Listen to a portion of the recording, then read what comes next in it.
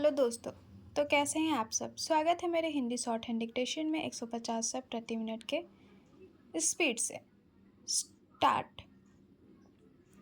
सभापति महोदय, हम यह समझे कि किसी तरह का चीन का दबाव इस सरकार पर पड़ रहा है जिसने सरकार के सोचने के ढंग में परिवर्तन कर दिया है।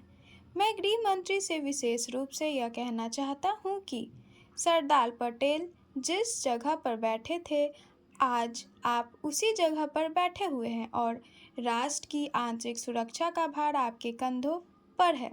इस प्रकार के प्रकाशन सरकार की दुर्बलता के सूचक है। दूसरी बात मैं सांप्रदायिक दंगों के संबंध में कहना चाहता हूँ। इन सांप्रदायिक दंगों से निश्चय ही हमारे देश की जो आंतरिक स्थिति है वह बिगड़ती जा रही है। दुनिया के दूसरे देशों में हमारा देश बदनाम हो रहा है। सबसे पहले मैं गृह मंत्री महोदय से कहना चाहता हूं कि अब जितने सांप्रदायिक दंगे हमारे देश में स्वतंत्रता के बाद हुए, गृह मंत्रालय इस बात की जानकारी ले कि इनका प्रारंभ कहां से होता है और कौन उनको प्रारंभ करता है। अगर इस देश का बहुमत उनको प्रारंभ करता है तब तो मेरा कहना यह है कि बड़ी कड़ाई के साथ उन पर काबू किया जाना चाहिए। लेकिन अगर दूसरे लोगों की तरफ से प्रारंभ होता है तो मैं समझता हूँ कि उनके अंदर इतनी हिम्मत नहीं है। जब वे जानते हैं कि इसका परिणाम यह होगा कि हमको और हमारे दूसरे सहयोगियों को चोट लग सकती है, फिर भी वे इसका प्रारंभ करें, तो मुझे ऐसा लगता है कि कोई तीसरी शक्ति अवश्य है जो आज भी 5 दशकों के पश्चात हमारे सामाजिक जीवन को दुखी बनाना चाहती है। उदाहरण के लिए मैं एक ही बात कहना चाहता हूँ। पहले गृह मंत्रालय जब अपनी वार्षिक रिपोर्ट प्रकाशित करता था तब उसमें बताया जाता था कि हमारे देश में दुनिया के किस किस देश के कितने नागरिक रह रहे हैं। लेकिन अब शायद जानबूझकर गृह मंत्रालय ने अपनी कमी को छिपाने के लिए इन आंकड़ों को देना बंद कर दिया है। लेकिन फिर भी प्रश्नों के उत्तर में कभी कभी कुछ इस प्रकार के आंकड़े सामने आ जाते हैं। अभी हाल में जब यहाँ पूछा गया कि हमारे देश में पाकिस्तान के कितने नागरिक ऐसे हैं जो पासपोर्ट लेकर रह रहे हैं, तब उत्तर में सरकार ने बतलाया कि इस समय पासपोर्ट के आधार पर भारत में रह रहे पाकिस्तानी नागरिकों की संख्या लगभग 217,000 है।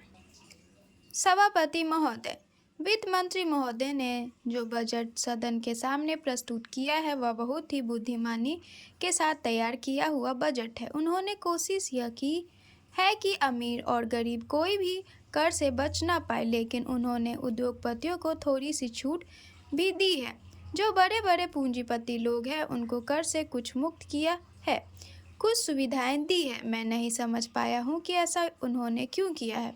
वह जो चाहेंगे उसको करेंगे, लेकिन मैं भी जो सोचता हूँ उसको आपके सामने रखना चाहता हूँ। इस विषय पर 3-4 दिन से चर्चा हो रही है। मैंने उसको सुना है। इस या उस पक्ष के किसी भी माननीय सदस्य ने यह निवेदन नहीं किया है कि खाद और पंपिंग सेट के ऊपर जो कर लगाया गया है वह उचित है। सभी ने यह कहा है कि उसको माफ़ कर दिया जाना चाहिए। जब सारे सदन के लोग, सभी प्रतिनिधि एक आवाज़ से कहते हैं कि खाद और पंपिंग सेट के ऊपर कर न लगाया जाए, तो मैं समझता हूँ कि उनको इस बात को मान लेना चाहिए। ऐसी कोई बात नहीं की जानी चाहिए जिससे किसान रुष्ट हो, उनके उत्पादन में बाधा पड़े। भारत गांव में बसता है। 80% लोग गांव में रहते हैं। हम गांधी जी के विचारों का अनुपालन करते हैं। गांधी जी ने जो कुछ भी कहा गांव के लोगों के लिए कहा, ग्रामीण जनता के लिए कहा। उन्होंने गांव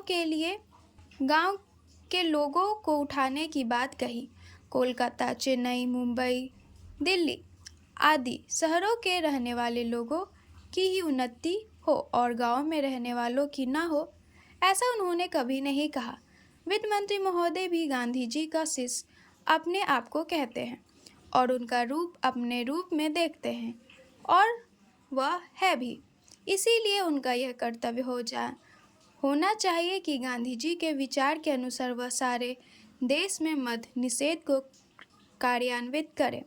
चूंकि हमारा कृषि प्रधान देश है, इसीलिए वह पशुधन को बढ़ाए, उन्नति की व्यवस्था करे और सारे देश में गौवध को बंद कर दे।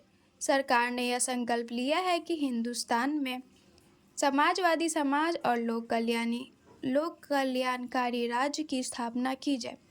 इस समय देश में आर्थिक विषमता अधिक। स्टॉप। तो ये डिक्टेशन आप सबको कैसी लगी मुझे कमेंट में ज़रूर बताएं और लाइक सब्सक्राइब करना बिल्कुल भी ना भूलें। धन्यवाद।